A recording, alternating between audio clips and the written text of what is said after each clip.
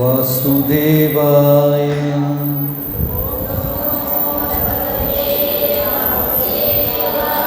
ഓം നമോ ഭഗവതേ വാസുദേവായ.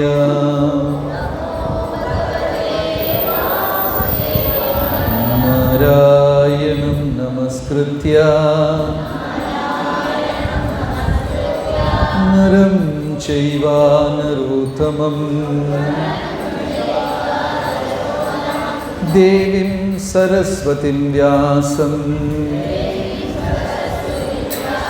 തതോ ജയമുതിരയേ. ഹേ കൃഷ്ണ കരുണാ സിന്ധോ ദീനബന്ധു ജഗത്പതേ. ഗോപേശ ഗോപികാ കാന്ത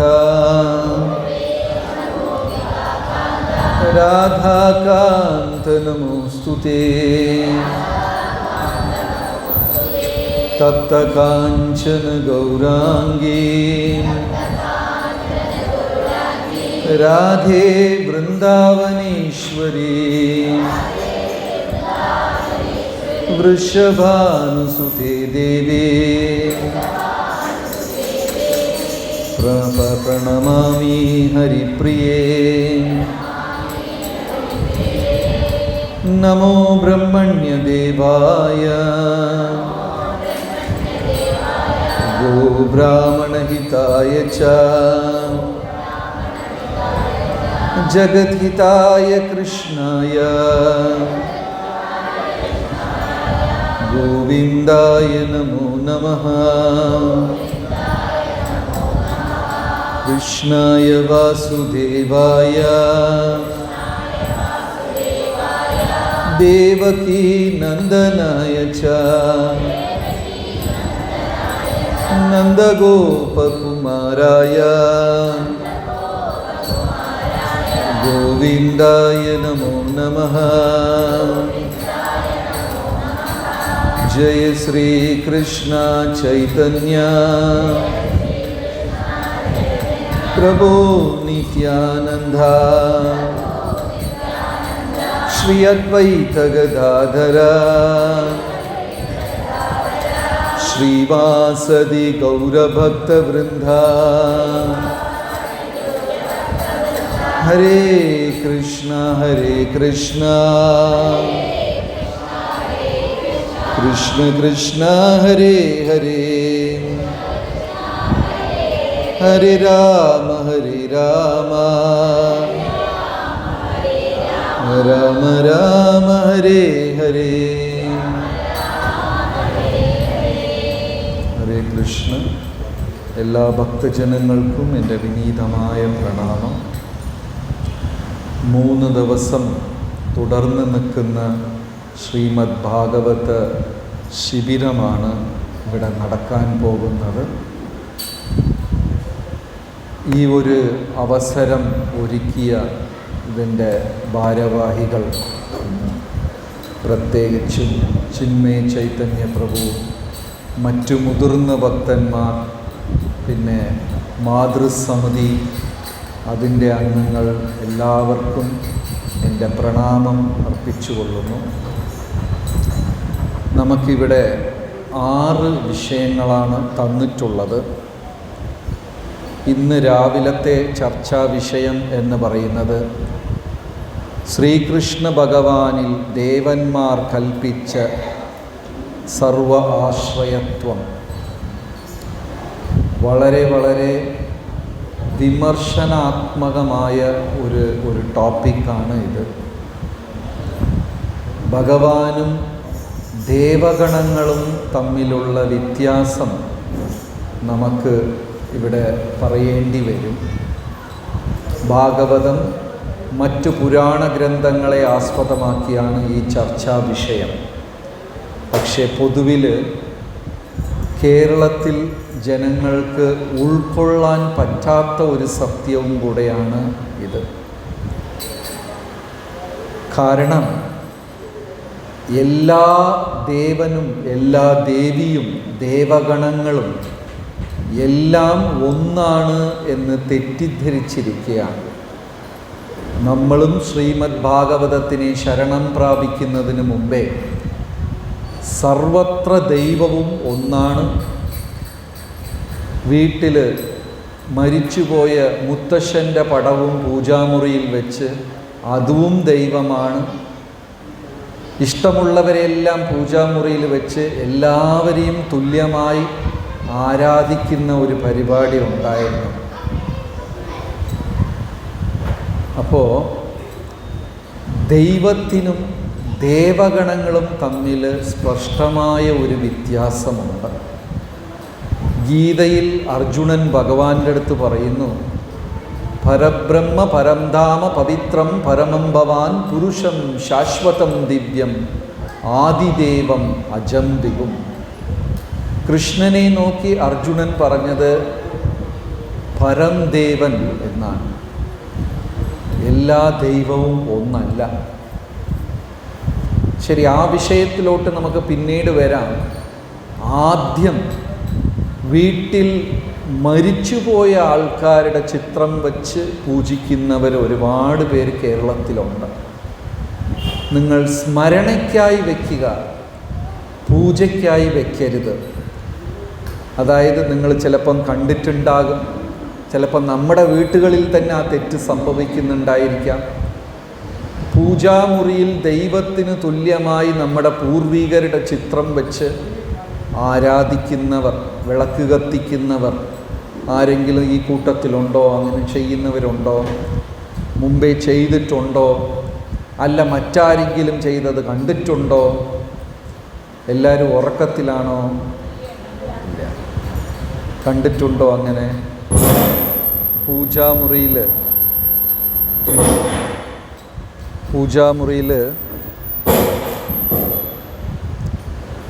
ഹരേ കൃഷ്ണ അങ്ങനെയുള്ളത് ആരെങ്കിലും കണ്ടിട്ടുണ്ടോ? ഉണ്ട്. പിന്നെ മധ്യ കേരളത്തിൽ ഇനിയൊരു ആചാരമുണ്ട്. വീട്ടിലാരെങ്കിലും മുത്തശ്ശന്മാരോ ആരെങ്കിലും മരിച്ചുപോയാൽ, പൂർവികർ മരിച്ചുപോയാൽ പറമ്പിൽ തന്നെ അവരെ കുഴിച്ചിട്ടിട്ട് അതിൻ്റെ മേലെ ഒരു ശിവലിംഗം പ്രതിഷ്ഠിക്കുന്ന ഒരു ആചാരം കൂടെ ഉണ്ട്. അതായത് എൻ്റെ മുത്തശ്ശൻ ശിവനായി എന്ന ഒരു സങ്കല്പം. നിങ്ങൾ ആ മന്ത്രം കേട്ടിട്ടുണ്ടാകും, ശിവോഹം ശിവോഹം. കേട്ടിട്ടുണ്ടോ? അങ്ങനെ ശിവഭക്തന്മാർ പ്രാർത്ഥിക്കാറുണ്ട്, ഞാൻ ശിവനായി, ഞാൻ ശിവനായി. ആചാര്യന്മാരത് വളരെ തമാശ രൂപത്തിൽ പറയും, ശവമായി എന്ന് പറയും, ശിവനാകും. ശിവൻ എന്ന് പറഞ്ഞാൽ മംഗളം എന്നാണ് ആ വാക്കിൻ്റെ അർത്ഥം.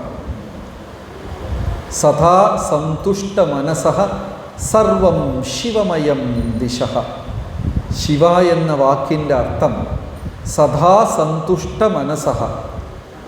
പുറമേ ഇരുന്ന് എന്ത് പീഡനം, എന്ത് പ്രയാസങ്ങൾ, നമ്മളെ പരീക്ഷിക്കുന്ന സാഹചര്യം വന്നാലും ഉള്ളിലത് ബാധിക്കാതെ ശാന്തനായിരിക്കാൻ പഠിച്ച വ്യക്തിയാണ് ശിവൻ. സദാ ശിവമയം. എന്താ പറയുക വാക്കിൻ്റെ അർത്ഥം? സദാ സന്തുഷ്ട മനസഃ സർവം ശിവമയം ദിശഃ. നമ്മളിൽ എത്ര പേർക്കാണ് ഇടയ്ക്കിടയ്ക്ക് പ്രയാസം വരാറുണ്ട്, മറ്റുള്ളവരോട് താരതമ്യം ചെയ്ത് പിണങ്ങാറുണ്ട്, നമുക്കൊരു നിരാശ തോന്നാറുണ്ട്, പ്രോത്സാഹനം കിട്ടാറില്ല. ഇത്തരം അനുഭവങ്ങൾ ഇവിടെ എത്ര പേർക്കുണ്ട്? ആർക്കും ഇല്ല, എല്ലാവർക്കും ഉണ്ട്. അപ്പം നമ്മൾ ശിവനല്ല. മഹാദേവൻ എന്ത് സംഭവിച്ചാലും മഹാദേവൻ്റെ ഹൃദയത്തിൽ ദ്വന്ദ്വങ്ങൾ ബാധിക്കില്ല, സുഖദുഃഖാദികൾ ബാധിക്കില്ല. എപ്പോഴും ചിരിച്ചുകൊണ്ടേയിരിക്കും, സമാധാനപ്രിയനായിരിക്കും. എന്തെങ്കിലും നിരാശ വന്നാലും അത് ഹൃദയത്തിനെ ബാധിക്കാതെ കാത്തുസൂക്ഷിക്കാനുള്ള ഒരു കഴിവ് മഹാദേവനുണ്ട്. ആ ഒരു അവസ്ഥയിൽ എത്തണം എന്നാണ് ശാസ്ത്രം പറയുന്നത്. സദാ സന്തുഷ്ട മനസഃ. മനസ്സിനെ വളരെ ശാന്തിയോട് വയ്ക്കാൻ അറിയണം. അങ്ങനെ വയ്ക്കാൻ അറിയുന്ന ഒരാൾക്ക് സർവം ശിവമയം ദിശഃ. 8 ദിശയിലും ഒരു ശത്രുവും ഇല്ല. നിങ്ങൾക്ക് ശത്രു ഉണ്ടോ? ശത്രുക്കളുണ്ടോ?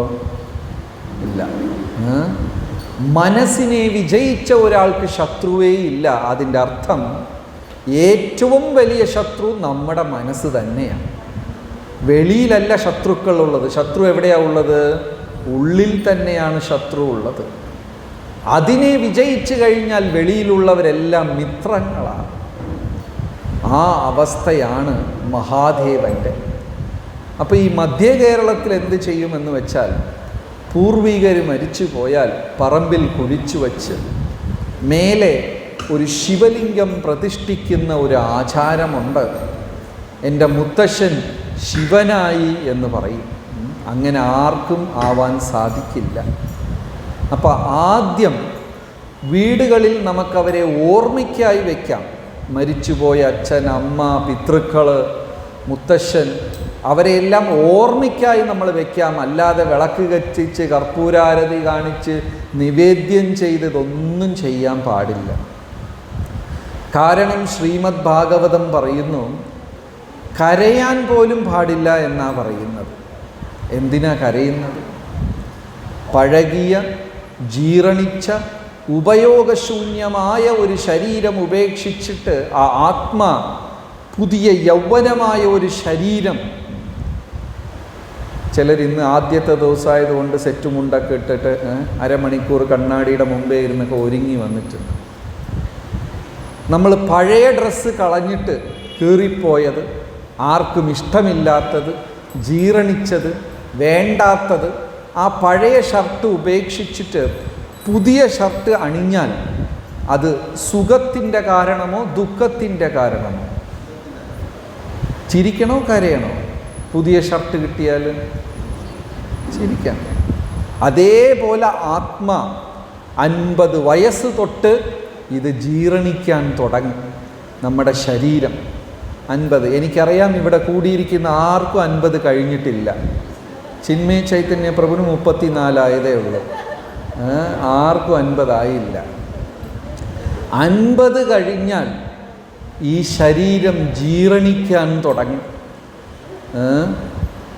കുറുക്ക് വേദന, മുട്ടുവേദന, ജര, നര എത്ര പേർക്കുണ്ട്? എല്ലാവർക്കും. അതായത് ശരീരം ജീർണിച്ചു തുടങ്ങി എന്നാണ്. അങ്ങനെ ഒരു 70, 75, 80 ഒക്കെ വരുമ്പോൾ ഈ ശരീരം നമുക്കും ഉപയോഗമില്ല, മറ്റുള്ളവർക്കും ഉപയോഗമില്ല. അതേ വീട്ടിൽ നമ്മൾ മറ്റുള്ളവർക്കൊരു ഭാരമായി തീരും. നമ്മുടെ സ്വന്തം ബന്ധുക്കൾ വരെ വെറുക്കാൻ തുടങ്ങും.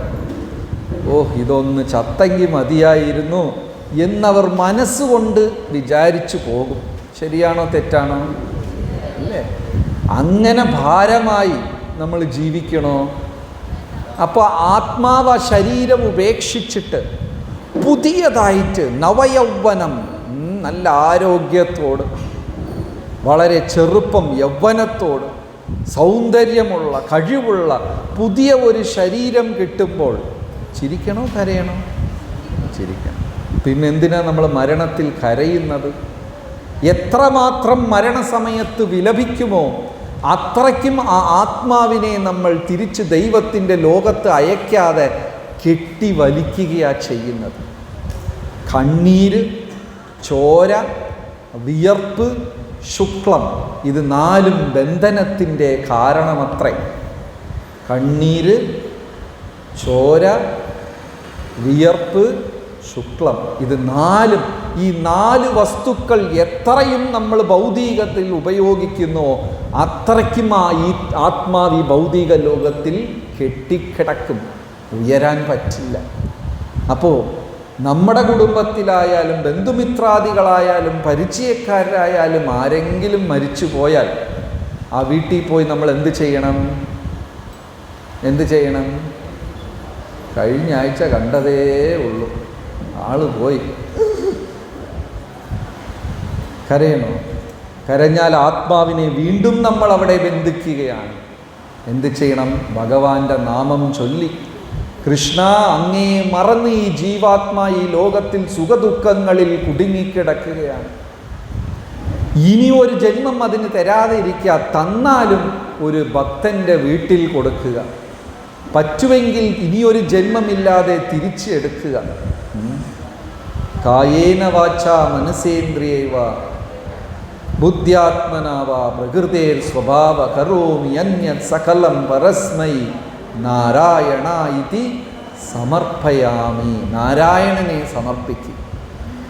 അപ്പോൾ ആദ്യത്തെ കാര്യം മരിച്ചവരെ പൂജിക്കുകയോ അവർക്ക് നിവേദ്യങ്ങൾ ചെയ്യുകയോ. ചില ഗ്രാമപ്രദേശങ്ങളിലെല്ലാം ഈ അനാചാരം കാണാൻ സാധിക്കും.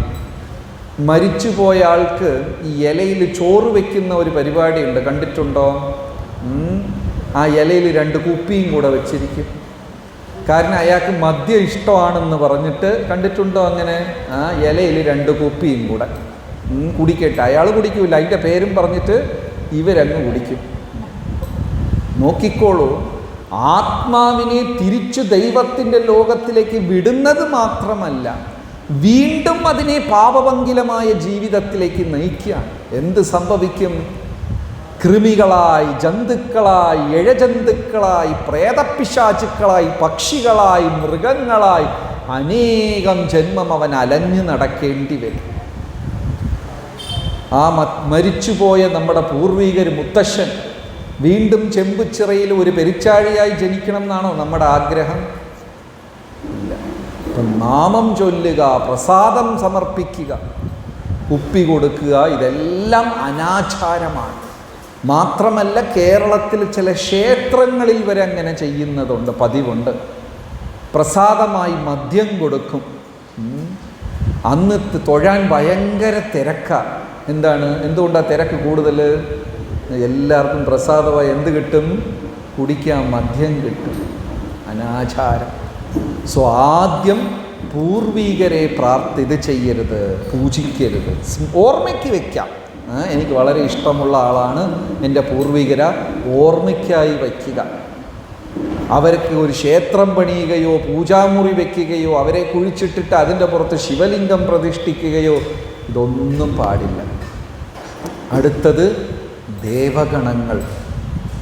ദേവന്മാർ ഭഗവാന്റെ സാമ്രാജ്യത്തിൽ വ്യത്യസ്തമായ വിഭാഗങ്ങൾ നയിക്കുന്ന നേതാക്കന്മാരാണ്. അവർ ദൈവമല്ല. ശാസ്ത്രം 5 പേരെ പൂജിക്കാൻ വേണ്ടി മാത്രമാണ് ശാസ്ത്രം പറഞ്ഞിരിക്കുന്നത്. ഭഗവാൻ നാരായണന് 108 ക്ഷേത്രങ്ങൾ, ദിവ്യദേശം എന്ന് പറയും. മഹാദേവന് 12 ജ്യോതിർലിംഗങ്ങൾ, ശ്രീശൈലം, രാമേശ്വരം, കേദാർനാഥ്, ഇവിടെ കാശി വിശ്വനാഥൻ, ഇങ്ങനെയൊക്കെ 12 ജ്യോതിർലിംഗങ്ങൾ. ദുർഗയ്ക്ക് 11 ശക്തിപീഠം. പിന്നെ ഗണപതി ഉപദേവനായിട്ടും ഇന്ദ്രൻ, സൂര്യൻ, ബ്രഹ്മാവ് യജ്ഞരൂപത്തിൽ. വേറെ ഒരു ദേവനെയും പൂജിക്കണം എന്ന് ശാസ്ത്രം പറഞ്ഞിട്ടേയില്ല. 33 കോടി ദേവീ ദേവഗണങ്ങളുണ്ട്. ഇപ്പോൾ ഒരു തമാശ എന്താന്ന് പറഞ്ഞാൽ, ചൈനയിൽ നിന്ന് ഒരു ഗുണ്ട് ബൊമ്മ, ഒരു കളിപ്പാട്ടം കൂടെ വന്നിട്ടുണ്ട്, വലിയ വയറൊക്കെ ഉള്ള, പണസഞ്ചി തൂക്കിയിട്ട്. ഇപ്പോൾ ആൾക്കാർ കുബേരൻ എന്ന് പറഞ്ഞാൽ അതിനെയും കൂടെ വാങ്ങിച്ച് വീട്ടിൽ വെച്ചിരിക്കുകയാണ്. കണ്ടിട്ടുണ്ടോ? പൂജാമുറിയിൽ വലിയ വയറും ഒരു പണച്ചാക്കൊക്കെ ആയിട്ട് കുബേരൻ. ഓൾറെഡി നമുക്ക് 33 കോടിയുണ്ട്. അതിൻ്റെ കൂട്ടത്തിൽ ഇപ്പോൾ ഒന്നും കൂടെ, അത് ചൈനയിൽ നിന്ന് വന്നതാണ്. ആ കുബേരൻ ഒരു വലിയ വയറൊക്കെ ഉള്ള. അനാചാരങ്ങൾ. ഇത് കാലക്രമേണ ഉണ്ടാകുന്നതാണ്. എന്തിനാ ചെയ്യുന്നത് എന്ന് അറിയാതെ ഉണ്ടായിപ്പോകുന്നതായി ഈ അനാചാരങ്ങളെല്ലാം. ഈ നവരാത്രി സമയത്ത് ലക്ഷ്മി പൂജയുണ്ട്, ദുർഗാപൂജയുണ്ട്, ആയുധ പൂജ എന്നൊരു പരിപാടിയുണ്ട്. ഈ പ്രദേശത്തുണ്ടോയെന്നറിയില്ല. ആയുധപൂജയില്ല. കാറും ബൈക്കൊക്കെ കുളിപ്പിച്ച് അതിന് പൊട്ടൊക്കെ വെച്ച് നാരങ്ങയും പൂമാലയൊക്കെ വെച്ച്, അല്ലേ? വീട്ടിലുള്ള തയ്യൽ മെഷീൻ, അലമാറ, ഫ്രിഡ്ജ് എല്ലാത്തിനും പൊട്ട് വെച്ച്, പൂ വെച്ച്, പ്രാർത്ഥിച്ച്. വർക്ക്ഷോപ്പ് ആണെങ്കിൽ ചുറ്റിക, കട്ടിംഗ് പ്ലെയർ, സ്ക്രൂ ഡ്രൈവർ, ഇതിനൊക്കെ പൂജിച്ച്. ഒരു ചെറിയ ചോദ്യം, ഓരോ പൂജയ്ക്കും ഒരു മന്ത്രമുണ്ട്. ഉണ്ടോ ഇല്ലേ? പൂജയ്ക്ക് മന്ത്രം ഉണ്ടാകുമോ ഇല്ലേ? ഓരോ ദേവനും മന്ത്രം ഉണ്ടാകുമോ ഇല്ലേ? ഉണ്ടാകും. കൃഷ്ണനെ പൂജിക്കുമ്പോൾ കൃഷ്ണമന്ത്രം കാണും, ശ്രീരാമനെ പൂജിക്കുമ്പോൾ ശ്രീരാമ മന്ത്രം കാണും, ഇല്ലേ? ഗണപതിയെ പൂജിക്കുമ്പോൾ ഗണപതി മന്ത്രം കാണും, മഹാദേവൻ എല്ലാം കാണും. ശരി, പുതിയ കാറ് മേടിച്ചുകൊണ്ട് പോയി അത് അമ്പലത്തിൽ കൊണ്ടുപോയി പൂമാല ചാർത്തി ഇതെല്ലാം വന്ന് പോറ്റി ദീപാരാധന കാണിക്കുക. കാറിന് എന്ത് മന്ത്രം ചൊല്ലും? ഇതി ടൊയോട്ടായ നമഃ എന്ത് മന്ത്രം ചൊല്ലും? കാറൊക്കെ പൂജിക്കാറില്ലേ? പുതിയ കാറൊക്കെ എത്ര പേര് പൂജിച്ചു? കാറൊക്കെ മേടിച്ചുകൊണ്ട് എല്ലാവരും പൂജിച്ചു. എന്ത് മന്ത്രമാണ് പോറ്റി ചൊല്ലിയത്? ഇതി മാരുതി സുസുക്കിയായ നമ എന്ത് മന്ത്രം ചൊല്ലും? എന്ത് ചെയ്യണം? അമ്പലത്തിലിരുന്ന് പ്രസാദം വാങ്ങിച്ച് മാലയൊക്കെ വാങ്ങിച്ച് ഞാൻ പുതിയ വണ്ടി മേടിച്ചു, ദൈവത്തിൻ്റെ പ്രസാദം ഉണ്ടാകട്ടെ, അത്രയേ ഉള്ളൂ. ദീപാരാധന ചെയ്യാൻ പറ്റുമോ? കാറിന് ദീപാരാധന ചെയ്യാൻ പറ്റുമോ? ഇല്ല.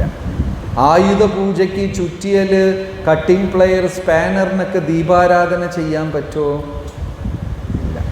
ഇത് എങ്ങനെ ഇത് നടപ്പിൽ വന്നു? മഹിഷാസുരൻ എന്നൊരു അസുരനുണ്ടായി. ഈ അസുരൻ ബ്രഹ്മാവിലിരുന്ന് ഒരു പ്രത്യേക വരം നേടി. പുരുഷന്മാർക്ക് എന്നെ കൊല്ലാൻ പറ്റില്ല എന്നൊരു വരം നേടി. സ്ത്രീകളെ കണക്കി കൂട്ടിയില്ല. കാരണം മഹിഷാസുരന് വലിയൊരു വിശ്വാസമാണ്, സ്ത്രീകൾക്ക് എന്നെ തോൽപ്പിക്കാൻ പറ്റില്ല. അതുകൊണ്ട് വരം നേടിയത് എന്താണ്? പുരുഷന്മാരെന്നെ കൊല്ലരുത് എന്ന് മാത്രം മഹിഷാസുരൻ വരം നേടി. അങ്ങനെ ദേവന്മാരെല്ലാം ഒത്തുകൂടി ദുർഗയെടുത്ത് പറഞ്ഞു, അവൻ ലിസ്റ്റിൽ സ്ത്രീകളെക്കുറിച്ച് മന്ത്രത്തിൽ ചൊല്ലിയില്ല, അതുകൊണ്ട് ദുർഗാദേവി വിചാരിച്ചാൽ കൊല്ലാൻ പറ്റും എന്ന് ദുർഗയെ ക്ഷണിച്ചു വരുത്തി. അപ്പോൾ ദുർഗ മഹിഷാസുരൻ്റെ കൂടെ യുദ്ധത്തിന് പോയപ്പോൾ ഈ ദേവഗണങ്ങളെല്ലാം വന്ന് അവരുടെ ആയുധങ്ങൾ സമ്മാനമായി കൊടുത്തു. ഭഗവാൻ വിഷ്ണു സുദർശന ചക്രം കൊടുത്തു, ശിവൻ ത്രിശൂലം കൊടുത്തു, എല്ലാവരും അവരുടെ ആയുധങ്ങൾ കൊടുത്തു. അപ്പോൾ ദുർഗാദേവി ആ ദിവ്യ അസ്ത്രങ്ങളെ പൂജിച്ച് മേടിച്ചുകൊണ്ട് പോയി. അതാണ് ആയുധ പൂജ, മഹിഷാസുരനെ കൊല്ലാൻ. നമ്മൾ ഈ കട്ടിംഗ് പ്ലെയറും സ്ക്രൂ ഡ്രൈവറും പൂജിച്ചിട്ട് ആരെ കൊല്ലാനാണ് കൊണ്ടുപോകുന്നത്? അപ്പോൾ അർത്ഥമുള്ള ഒരു ആചാരം പിന്നീട് കാലത്ത് അനാചാരമായി മാറി. ഇപ്പം ശാസ്ത്രമനുസരിച്ച് എന്ത് ചെയ്യണം? 30 കോടി ദേവീ ദേവഗണങ്ങൾ ഉണ്ടെങ്കിലും ശാസ്ത്രം 5 പേരെയാണ് പൂജിക്കാൻ പറഞ്ഞിരിക്കുന്നത്. നാരായണന് 108 ദിവ്യദേശങ്ങൾ, മഹാദേവന് 12 ജ്യോതിർലിംഗം, ദുർഗയ്ക്ക് 11 ശക്തിപീഠം, ഗണപതി ഉപദേവനായി, മറ്റ് ദേവഗണങ്ങൾ യജ്ഞരൂപത്തിൽ. ക്ഷേത്രം വേണ്ട. പക്ഷെ കാലക്രമേണ ഒന്നിലിരുന്ന് 2ആയി, അങ്ങനെ തെരുവുകൾ മുഴുവനും ഓരോ മൂലയ്ക്കും അമ്പലങ്ങളായി. ഇനി ചില സ്ഥലങ്ങളിൽ പോയി കഴിഞ്ഞാൽ സിനിമാ താരങ്ങൾക്ക് വരെ നമ്മുടെ നാട്ടിൽ അമ്പലമുണ്ട്, കായിക താരങ്ങൾക്ക് അമ്പലമുണ്ട്, എലിക്കും പെരിച്ചാഴിക്കും ഉറുമ്പിനൊക്കെ അമ്പലങ്ങളുണ്ട്. കണ്ണൂരിൽ ഉറുമ്പ് ക്ഷേത്രമുണ്ട്. ഇങ്ങനെ അനാചാരങ്ങൾ വർദ്ധിച്ചു വരികയാണ്. ഇതെല്ലാം തമോ ഗുണവും നിഷേധിക്കപ്പെട്ടതാണ്. ഗീതയിൽ ഭഗവാൻ അർജുനൻ്റെ അടുത്ത് പറയുന്നു, 3 തരം ആരാധനകളുണ്ട്. യാന്തി ദേവ വൃഥാൻ ദേവാൻ പിതൃയാന്തി പിതൃവൃത ഭൂതാനി യാന്തിയ ഭൂതേജ്യ. ദേവഗണങ്ങളെ പൂജിക്കുന്നത് സത്വഗുണം, മനുഷ്യരെ പിതൃക്കളെ പൂജിക്കുന്നത് രജോ ഗുണം, ഭൂതപ്രേത പിശാചുക്കളെ പൂജിക്കുന്നത് തമോ ഗുണം. പക്ഷേ അർജുന, എന്നെ പൂജിക്കുന്നത് ഇതിനെല്ലാം കടന്നതാ. എന്നെ പൂജിച്ചാൽ എൻ്റെ ലോകത്ത് വരും. ഭൂതപ്രേത പിശാചുക്കളെ പൂജിച്ചാൽ നീ അവരുടെ ലോകത്ത് പോകും, ഭൂതങ്ങളുടെ ലോകത്ത് പോകും. ചിലപ്പോഴൊക്കെ നമുക്ക് കാണാം മാടൻ, യക്ഷി അങ്ങനെയൊക്കെ പറഞ്ഞ് കാളി, ഭദ്രകാളി ഇതിൻ്റെയൊക്കെ പൂജകൾ നടക്കുന്നത് നമുക്ക് കാണാൻ പറ്റും. ഇതെല്ലാം അനാചാരങ്ങളാണ്, തമോ ഗുണത്തിലുള്ളതാണ്. ഉയർന്നവർ, സാത്വിക ഗുണത്തിലുള്ളവർ ഇത് ചെയ്യാൻ പാടില്ല എന്ന് ശാസ്ത്രം പറയുന്നു. ഗോവിന്ദ ജയ ജയ ഗോപാല ജയ ജയ രാധാരമണ ഹരി ഗോവിന്ദ ജയ ജയ ഗോവിന്ദ.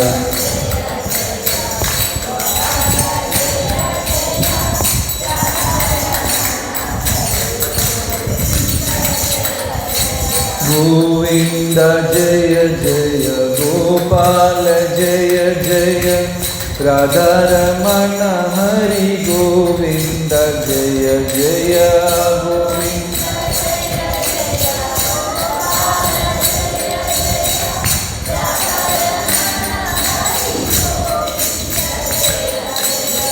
ഗോവിന്ദ ജയ ജയ ഗോപാല ജയ ജയ രാധാരമണ ഹരി ഗോവിന്ദ ജയ ജയ ഗോവിന്ദ ജയ.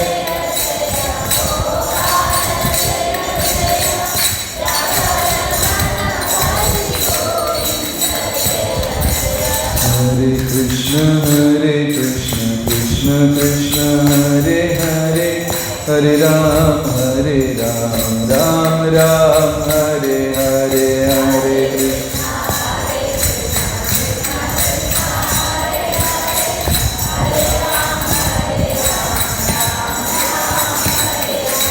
ഹരേ കൃഷ്ണ ഹരേ കൃഷ്ണ കൃഷ്ണ കൃഷ്ണ ഹരേ ഹരേ, ഹരേ രാം രാം രാം ഹരേ ഹരേ, ഹരേ കൃഷ്ണ.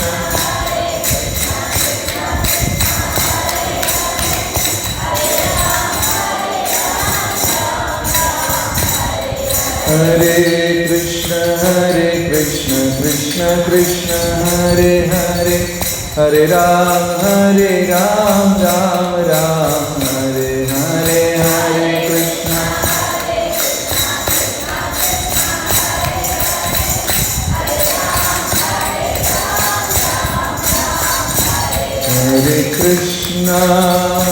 ഹരേ കൃഷ്ണ കൃഷ്ണ കൃഷ്ണ ഹരേ ഹരേ, ഹരേ രാമ രാമ രാമ ഹരേ ഹരേ, ഹരേ കൃഷ്ണ.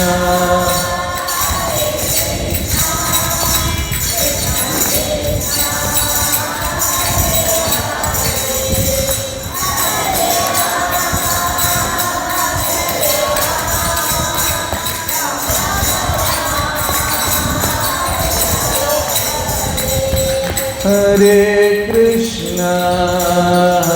കൃഷ്ണ കൃഷ്ണ കൃഷ്ണ ഹരേ ഹരേ, ഹരേ രാമ രാമ രാമ ഹരേ ഹരേ, ഹരേ കൃഷ്ണ കൃഷ്ണ കൃഷ്ണ ഹരേ ഹരേ, ഹരേ രാമ രാമ രാമ ഹരേ ഹരേ. ശ്രീമദ് ഭാഗവതം കീ. പൂർവികരെ പൂജിക്കേണ്ട കാര്യമില്ല, ഭൂതപ്രേത പിശാചുക്കളെ പൂജിക്കേണ്ട കാര്യമില്ല. ഗീത പറയുന്നു, ദേവഗണങ്ങളെ പൂജിക്കുന്നത് പോലും സത്വഗുണത്തിലാണ്, നാരായണനെ പൂജിക്കുന്നതിന് തുല്യമാവുകയില്ല. നാരായണനെ പൂജിക്കുന്നത് വസുദേവ സത്വത്തിലാണ്, അതിനേക്കാളും ഉയർന്നതാണ് എന്ന് പറയുന്നു. ശ്രീമദ് ഭാഗവതത്തിൽ ഒരു ലീലയുണ്ട്. ദേവഗണങ്ങളെ പൂജിക്കുകയാണ്, ഭഗവാൻ നേരിട്ട് വന്ന് അതിൻ്റെ ആവശ്യമില്ല എന്ന് പറഞ്ഞ് നിഷേധിച്ചു. അത് ഏത് ലീലയാണ്? ശ്രീമദ് ഭാഗവതത്തിൽ ഒരു ലീലയുണ്ട്. ദേവഗണങ്ങളെ പൂജിക്കുന്നതിനെ കൃഷ്ണ ഭഗവാൻ നേരിട്ട് വന്ന് അത് വേണ്ട എന്ന് പറഞ്ഞു. ഗോവർദ്ധന പർവ്വതം. ഒന്നും രണ്ടും ദിവസമല്ല, കാലങ്ങളായി അവർ പൂജിച്ചുകൊണ്ടിരിക്കുകയാണ്. വ്രജവാസികൾ ഓരോ വർഷവും ദേവേന്ദ്രനെ പൂജിക്കും. ഇപ്പോൾ പെട്ടെന്ന് ഒരാൾ കേരളത്തിൽ വന്ന് അടുത്ത കൊല്ലം തൊട്ട് ഓണം വേണ്ട എന്ന് പറഞ്ഞ് ആരെങ്കിലും സമ്മതിക്കുമോ? ആരും സമ്മതിക്കില്ല. ആ ഒരു അവസ്ഥയായിരുന്നു നന്ദഗോപരുടെ. ഒന്നും രണ്ടും ദിവസമല്ല, കാലങ്ങളായി പൂജിച്ചു വന്ന ഒരു ആചാരത്തിനെയാണ് കൃഷ്ണ ഭഗവാൻ നിഷേധിച്ചത്, വേണ്ട എന്ന് പറഞ്ഞത്. ഉടനെ നന്ദഗോപർ തൻ്റെ സഹോദരന്മാരായ ഉപനന്ദ, സുനന്ദ അവരെല്ലാം വിളിച്ച് ചർച്ച ചെയ്യുക, എന്താ ചെയ്യുക. പക്ഷേ ആ 8 വയസ്സ് ബാലൻ പറഞ്ഞ വാക്കുകളെ അവർക്ക് മറികടക്കാൻ സാധിക്കുന്നില്ല. കാരണം ഭഗവാൻ പുറത്തിരുന്ന് മാത്രമല്ല പറയുന്നത്, ഹൃദയത്തിലിരുന്നും ഭഗവാൻ പറയുകയാണ്. എന്താണ് ശ്രീകൃഷ്ണ ഭഗവാന്റെ ഒരു പ്രത്യേകത? മറ്റ് ദേവഗണങ്ങൾക്ക് ഇല്ലാത്ത ഒരു പ്രത്യേകത, മറ്റു ഒരു ദൈവത്തിനുമില്ലാത്ത ഒരു പ്രത്യേകത, കൃഷ്ണ ഭഗവാന് മാത്രമുള്ളൊരു പ്രത്യേകത എന്തൊക്കെയാണ്? പറയൂ, നോക്കട്ടെ.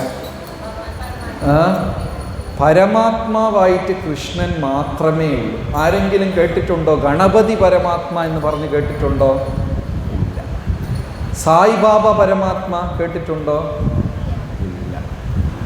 പരമാത്മ എന്ന് പറഞ്ഞാൽ നമ്മൾ എന്താ പറയുക? ശ്രീകൃഷ്ണ പരമാത്മ എന്ന് മാത്രമേ പറയൂ. നമ്മളുടെ എല്ലാവരുടെയും ഹൃദയത്തിൽ ഈശ്വര സർവഭൂതാനാം ഹൃദ്ദേശേ അർജുന തിഷ്ഠതി. എല്ലാ ജീവജാലങ്ങളുടെ ഹൃദയത്തിലും ചലിക്കുന്നതും ചലിക്കാത്തതും എല്ലാം കൃഷ്ണൻ മാത്രമാണ് പരമാത്മാവായിട്ടുള്ളത്. ഈ ഒരു പ്രത്യേകത വേറെ ഏത് ദേവനും ഇല്ല. ഒന്ന് ഇത്. രണ്ടാമത്തത് ബാല്യലീല. കൃഷ്ണനെ എല്ലാ പ്രായത്തിലുള്ളവർക്കും സമീപിക്കാൻ സാധിക്കും. ബാലകൃഷ്ണൻ, കൃഷ്ണനെ കണ്ടിട്ടുണ്ടോ? ആലിലയിൽ വരുന്നത് വടപത്രശായി അല്ലേ? പലരുടെ കഴുത്തിൽ അങ്ങനെ ലോക്കറ്റായിട്ടൊക്കെ ഉണ്ടാവും. ഒരു ഇലയുടെ കൃഷ്ണൻ കിടന്നിട്ട് തൻ്റെ കാൽ പെരുവിരലെടുത്ത് വായിൽ വെച്ച് ഇരിക്കുന്ന ആ ഒരു രൂപം ബാലകൃഷ്ണൻ.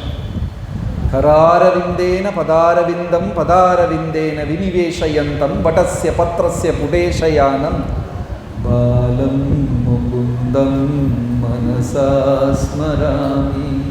ബാലഗോപാലൻ. പിന്നെ അടുത്തത് കന്നുകാലികളെ മേയ്ക്കാനും വെണ്ണ മോഷ്ടിക്കുകയൊക്കെ ചെയ്ത് യശോദയുടെ കൂടെ കളിച്ച ആ ഒരു യശോദാകൃഷ്ണൻ, 4-5 വയസ്സിൽ ആ ഒരു പ്രായം.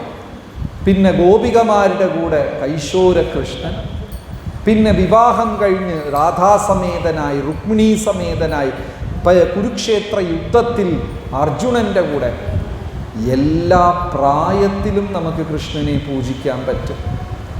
ആരുടെങ്കിലും വീട്ടിൽ ബാലശിവൻ വിഗ്രഹമുണ്ടോ? കുട്ടി ശിവൻ ഉണ്ടോ? ഇല്ല. ബാലഗണപതി, പുരാതന ക്ഷേത്രങ്ങളൊന്നുമില്ല. ഇതൊക്കെ പിന്നെ വന്നതാണ്. ബാലലീല എന്ന് പറയുന്നത് സുബ്രഹ്മണ്യന് കുറച്ചുണ്ട്. ബാലലീല എന്ന് പറയുന്നത് ആർക്കാണ് കൂടുതലുള്ളത്? കൃഷ്ണ ഭഗവാന് മാത്രം. പിന്നെ മൂന്നാമത്തത്, ആദ്യത്തത് പരമാത്മാവായി നിൽക്കുന്നത്, രണ്ടാമത്തത് ബാലലീല, മൂന്നാമത്തത് ആയുധങ്ങളില്ലാത്ത ഒരു രൂപം. ഏതെങ്കിലും ഒരു ദൈവത്തിന് പറയൂ ആയുധമില്ലാതെ നിൽക്കുന്നത്. മഹാദേവൻ്റെ കയ്യിൽ എന്താ ഉള്ളത്? തൃശൂലം, അടുത്ത് പോയ ഒരു കുത്ത് തരും. സുബ്രഹ്മണ്യൻ്റെ കയ്യിൽ എന്താ ഉള്ളത്? ഏത് ദേവൻ, ദേവി, കാളി, ഇതൊക്കെ നോക്കി എന്തെങ്കിലും ഒരു ആയുധം കാണും. കൃഷ്ണ ഭഗവാന്റെ കയ്യിൽ എന്താ ഉള്ളത്? ഓടക്കുഴൽ മാത്രം. വേണും വനന്തമരവിന്ദ ദളായദാക്ഷം ബർഹാവതം സമസിതാംബുദ സുന്ദരംഗം കന്ദർപ്പകോട്ടി കമനീയ വിശേഷശോഭം ഗോവിന്ദമാദിപുരുഷം നമഃ ഭജ. ഓടക്കുഴലാണ് കയ്യിലുള്ളത്. ഈ പ്രത്യേകതയൊക്കെ മറ്റ് ദേവഗണങ്ങൾക്കില്ല. അതുകൊണ്ടാണ് ശ്രീകൃഷ്ണ ഭഗവാന് വളരെ വ്യത്യസ്തമായ ഒരു സ്ഥാനം. അപ്പം നന്ദഗോപുരടുത്ത് ചെന്ന് കൃഷ്ണൻ പറയുന്നു, ദേവേന്ദ്രനെ പൂജിക്കേണ്ട കാര്യമില്ല. പുറത്തിരുന്നും പറയുന്നു, ഹൃദയത്തിലിരുന്ന് പരമാത്മാവും പറയുന്നു. അതുകൊണ്ട് അവർക്ക് നിഷേധിക്കാൻ പറ്റിയില്ല. ഉടനെ നന്ദഗോപർ, നന്ദ, സുനന്ദ, ഇവരടുത്തെല്ലാം ഉപനന്ദ, അവരടുത്തെല്ലാം ചെന്ന് സംസാരിക്കുന്നു. എല്ലാവരും ശരിയെന്ന് സമ്മതിച്ചു. 8 വയസ്സ് കുട്ടി പറഞ്ഞത് ശരി എന്ന് അംഗീകരിച്ചു. അങ്ങനെ അവർ ഗോവർദ്ധനം എത്രയോ കാലങ്ങളായി ആചരിച്ചു വന്ന ഒരു പൂജ, ഗോവർദ്ധന പൂജയെ അന്നവർ നിർത്തി. ഇന്ദ്രപൂജയെ നിർത്തി. ദേവേന്ദ്രൻ കുപിതനായി. എത്രയോ കാലങ്ങളായി നടക്കുന്ന പൂജയാണ്. വല്ലാത്ത ദേഷ്യം തോന്നി ദേവേന്ദ്രൻ. ഭയാനകമായ മഴ പെയ്യിച്ചു വ്രജഭൂമിയുടെ മേലെ.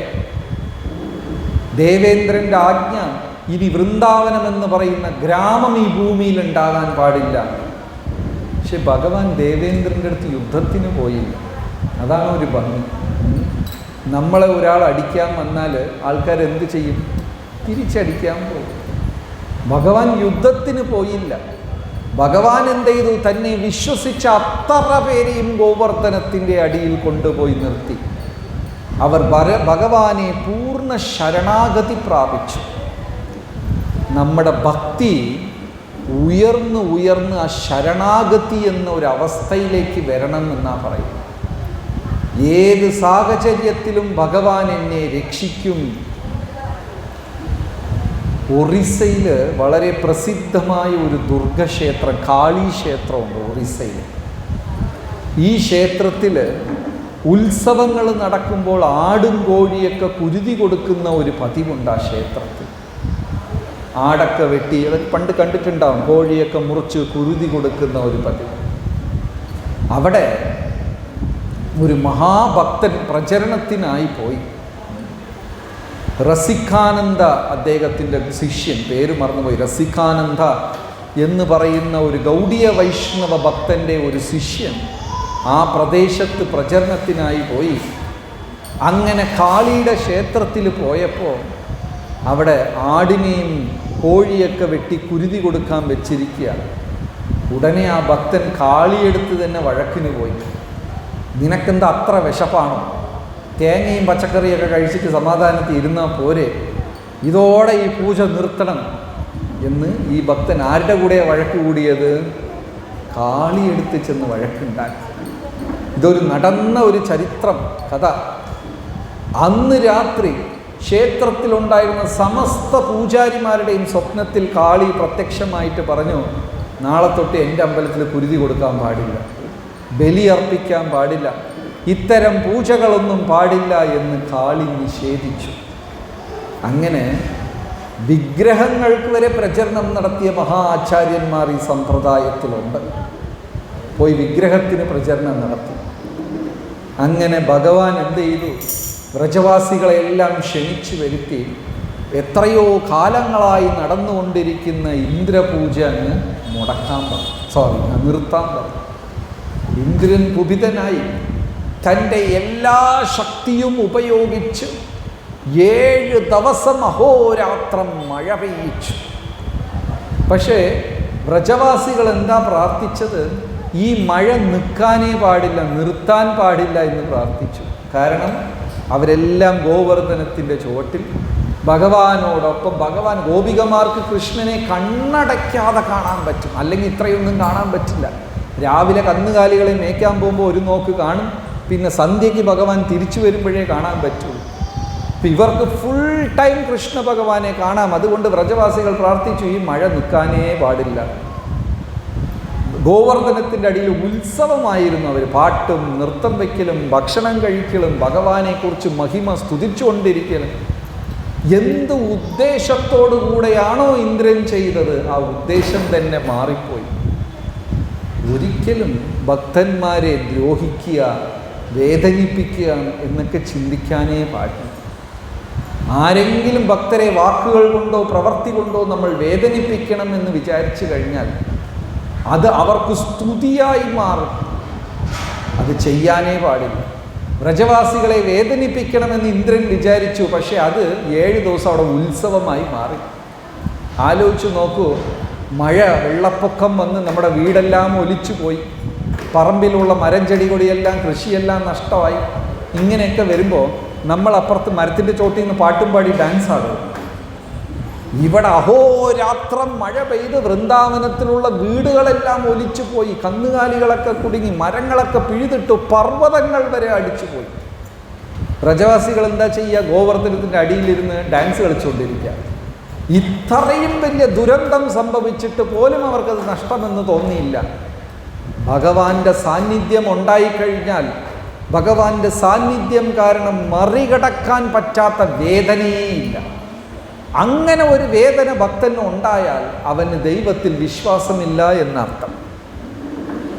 ഭഗവാൻ നമ്മുടെ ഹൃദയത്തിലുണ്ട്, ഭഗവാന്റെ അനുഗ്രഹം ഉണ്ടെങ്കിൽ അതിൽ കവിഞ്ഞൊരു വേദനയില്ല. വ്രജവാസികൾക്ക് എല്ലാം നഷ്ടപ്പെട്ടു, പക്ഷെ അവർ സന്തോഷത്തിന് അവർക്ക് ഒരു കുറവുമില്ല. മഴ നിൽക്കണ്ട എന്നാണ് വിചാരിച്ചത്. 7 ദിവസം കഴിഞ്ഞ് മഴ നിന്നപ്പോൾ അയ്യോ എല്ലാം തീർന്നു പോയല്ലോ, വീണ്ടും നമ്മൾ തിരിച്ച് വൃന്ദാവനത്തിൽ പോകണം എന്നവർ ദുഃഖിക്കുകയാണ് ചെയ്തത്.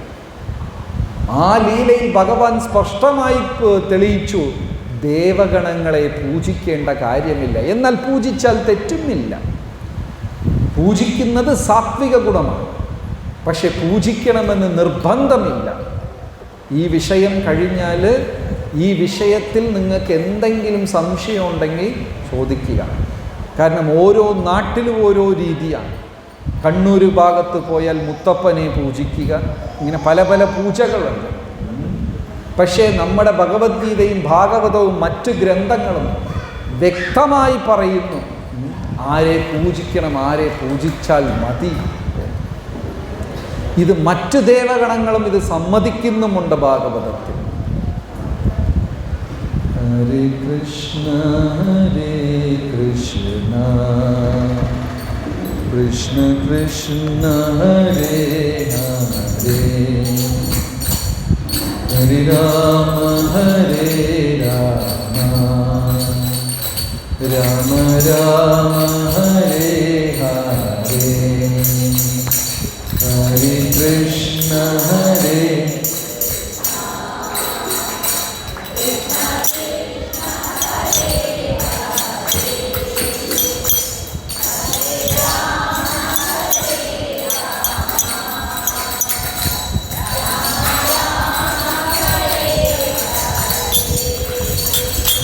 Hare Krishna, Hare Krishna.